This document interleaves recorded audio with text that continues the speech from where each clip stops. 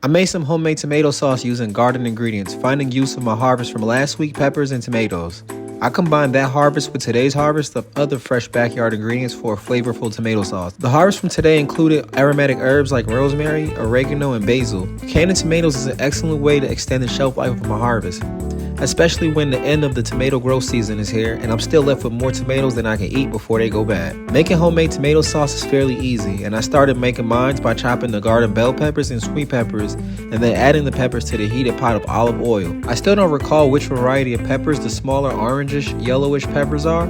I received a variety pack of seeds from one of my garden buddies last year and grew this plant but never labeled it. One thing I do know is this pepper has a sweet fruity taste, and I was curious to see how it will complement the other ingredients in the sauce. I sauteed the peppers and then seasoned the peppers with garlic powder and onion powder. I stirred the sauteed peppers, added the garden tomatoes, and then stirred some more and covered the pot.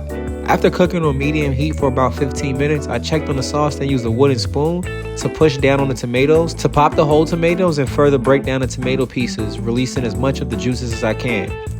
Once I finished that step, I added in about a 1/4 cup of vinegar and some salt. These are the two ingredients that will help extend the shelf life of the sauce for longer storage. And then I sprinkled in some sugar to balance the taste of the vinegar and to slightly sweeten the other ingredients. And here's where the aromatic garden herbs come into play.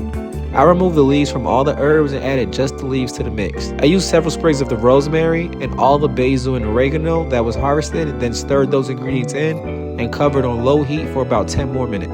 So cool, by this step I pretty much have my tomato sauce ready for use. I did a taste test and the sauce passed with flying colors.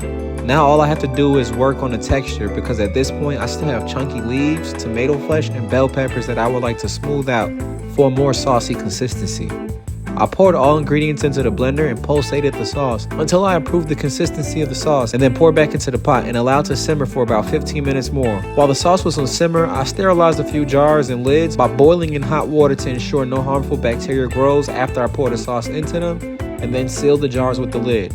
And boom, this is another example of what growing your food can look like. And now I have my own homemade garden tomato sauce ready for use, and I can't wait.